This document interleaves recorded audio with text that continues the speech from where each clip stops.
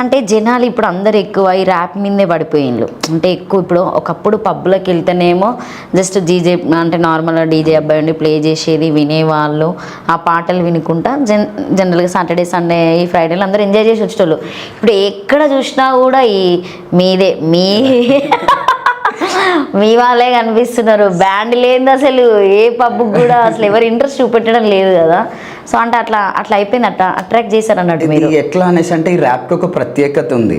ఇప్పుడు మనం ముంబై చూసుకున్నట్టయితే నార్త్ సైడ్, సౌత్ లో కూడా అంటే మొత్తం తమిళ్ అక్కడ కూడా దీనికి మంచి మార్కెట్ ఉంది, చాలా బాగుంది మార్కెట్. ఇంకోటి అందరికి అర్థమవుతుంది, ఫ్యామిలీ క్రౌడ్ ఆడియన్స్ ఉన్నా కూడా వాళ్ళకి అర్థమవుతుంది ర్యాప్ ది. సో ఇక్కడ మన హైదరాబాద్ లో ఇంకా తెలియదు ఎవరికి అసలు ఏంది ఇది, దీని ప్రత్యేకత తెలియదు.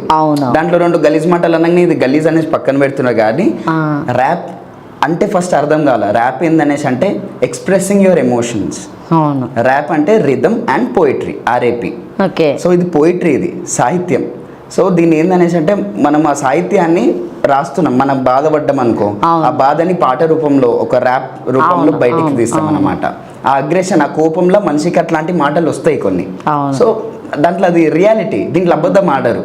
అంటే నేను ఆ టైంలో నేను ఇట్లున్నా కూడా లేదు, ఈ పాట వీళ్ళు వింటే ఇట్లా అనిపిస్తుందేమో దానికోసం నేను చేసేయాలా అని అట్లా ఆలోచించరు.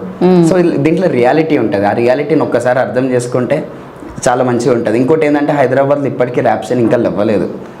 అప్పటికి డిస్ చేస్తున్నారు అనమాట. డిస్ అంటే ఇప్పుడు మీరు ఆడిన పాటకి నేను రిప్లై ఇవ్వడము, అట్లాంటివి చేయొద్దు. స్టార్టింగ్ అంటే ఓన్ గా వాళ్ళే రాసుకొని వాళ్ళే ర్యాప్ చేస్తే బెటర్ ఏమో. అంటే మన ర్యాప్ మనమే రాసుకుంటాం. ర్యాప్ అనేది వేరే వాళ్ళ పాటలు వాడము, మనమే సొంతంగా రాసి దానికి కంపోజ్ చేసుకొని మ్యూజిక్ ప్రొడ్యూసర్ దగ్గరికి వెళ్ళి మ్యూజిక్ చేయించుకొని రికార్డింగ్ చేసుకొని అప్పుడు ఒక అవుట్పుట్ బయటికి వస్తుంది అనమాట.